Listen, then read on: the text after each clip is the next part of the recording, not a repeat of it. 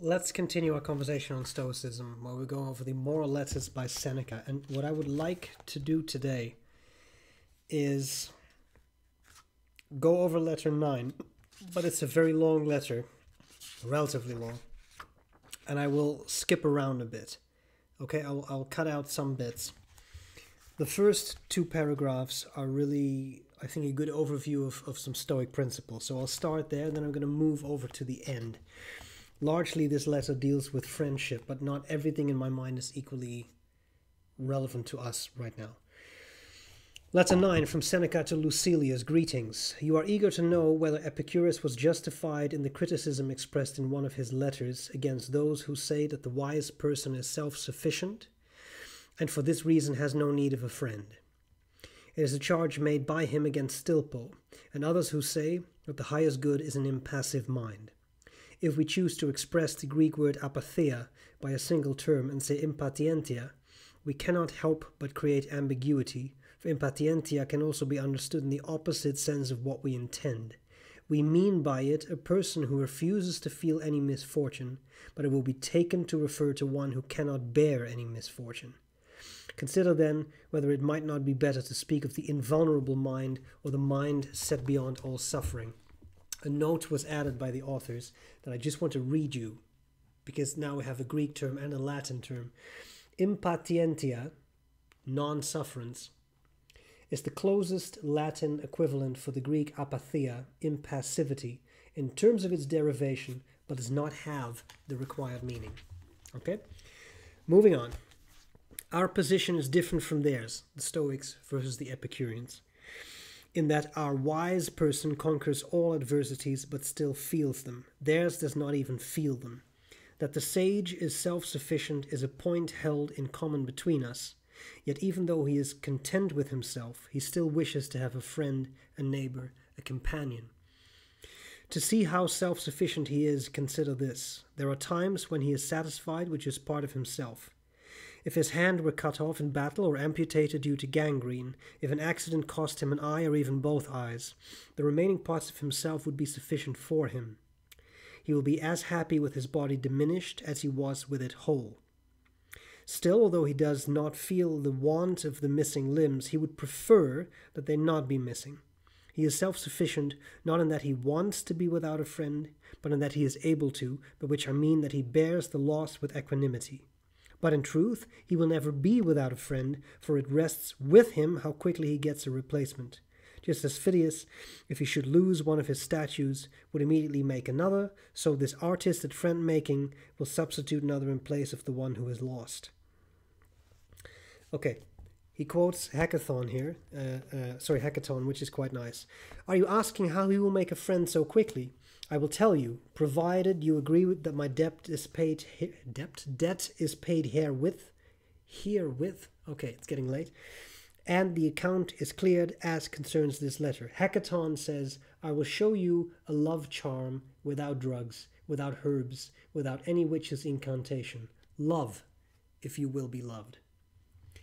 Okay, sorry. Love, if you would be loved. Important. I'll come back to the second part of the letter. I have a couple things marked there, but because this is a lot, a couple of thoughts. Apatheia, remember, is an impassivity. Stoics, and I think it's good once in a while to repeat these concepts or review these concepts. Stoics claim that that level of detachment from emotions is something you should aspire to have. In other words, you feel a flash of anger, you take a mental step back and you say, but is what I'm experiencing now something that is worth being angry about? If it is, then you probably should be angry, realizing full well what the consequences of anger are. If it is not worth, something is not worth being angry about, then don't be angry.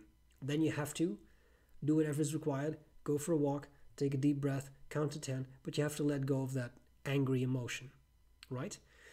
Now, what's interesting here is that Seneca is contrasting this idea of the sage, the wise person that Stoics are supposed to emulate, wise people like Socrates, he contrasts that Stoic idea with the Epicurean idea. Our position is different from theirs in that our wise person conquers all adversities but still feels them. Theirs does not even feel them. It's not uncommon in different traditions to consider people who are so, call it wise or call it enlightened, that they don't even suffer, right? They don't even feel the anger anymore. They've become so enlightened that they are so detached they no longer have anger. I think you see that in Buddhism. You see that in Christian saints who were so incredibly enlightened and pious they wouldn't even be upset by things. And apparently so do the Epicureans. I think the Stoic position is a much more reasonable one, because the Stoics also say the sophos, the wise person, right? The spouleos, the sort of more or less enlightened person, the virtuous person, I should say, they will still feel anger. They will still feel sadness and grief and frustration, but through apatheia, through cultivating that impassivity, those people have learned to not be upset by those emotions. And I think it's a very crucial distinction to make. One second. Because we are not saints. We are not enlightened people. And as a result, we will be frustrated. We will be angry. Bear in mind that it is impossible, in my mind, to extirpate those emotions. And even if you could excise them, take them out, and never be angry again, is that desirable? Now, depending on what kind of philosophical thoughts you have on life, it might be, but in my mind it's not. Because it is those emotions that make us human. Now, if you're angry all the time, then you have a problem.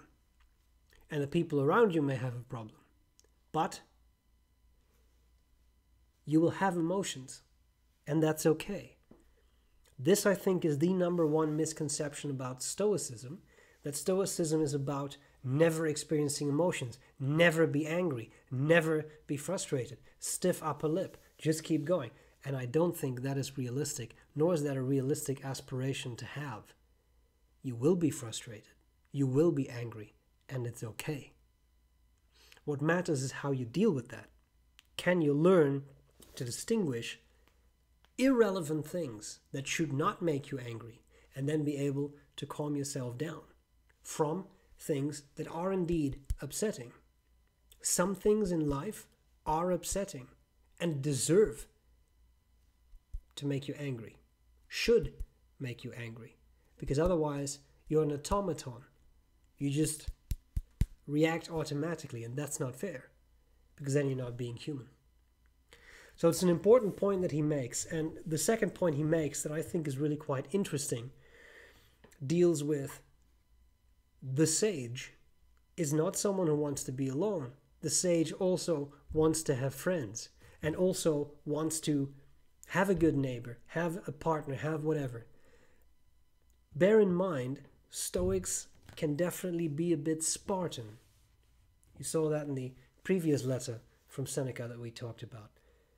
You can say goodbye to a lot of riches. If you do have those riches, that doesn't make you a bad person. It's how you use them. Remember, money is a preferred indifferent. Riches are a preferred indifferent. But what matters is how well can you use those riches. And as a Stoic, you don't have to be a hermit. You don't have to live in a little hut in the middle of nowhere and seclude yourself from all others. In fact, I think that would be a bad idea, that in many ways goes against the tenets of Stoicism, because Stoicism is actually a very social school of philosophy. And that may sound a bit counterintuitive, but think about it. As a Stoic, you are supposed to be good to other people, not only to yourself, but to other people, to do good, to treat others well, to remember that you are part of a bigger whole, right? Sympathia. Everything is one and everything is connected. You cannot do that if you seclude yourself and you never interact with other people, because then you are placing yourself outside of that group of your peers. Tempting as it may sometimes be. And the final thing, I've decided that I'm going to do the second part of that letter in the next video. But the final quote from Hecaton I think is beautiful. I will show you a love charm without drugs, without herbs, without any witch's incantation. Love if you would be loved. If you wish to be loved, you have to love. And if you are not showing any love, you will not be loved. That's the consequence, and that's the discipline. And this, I think, extends to many things. And the final thing I will say, I'm going to say tonight because it's evening here, is also don't forget that that applies to you. You cannot lose yourself in a relationship. You cannot lose your identity in a relationship, whether that is a romantic relationship, a relationship with family members, or just a friendship, right? If you are losing yourself, then you are not loving yourself. You are sacrificing your being for someone else. And that can never be the case. It should not be the case. So if you seek love, if you wish to be loved, you have to love. And that includes yourself.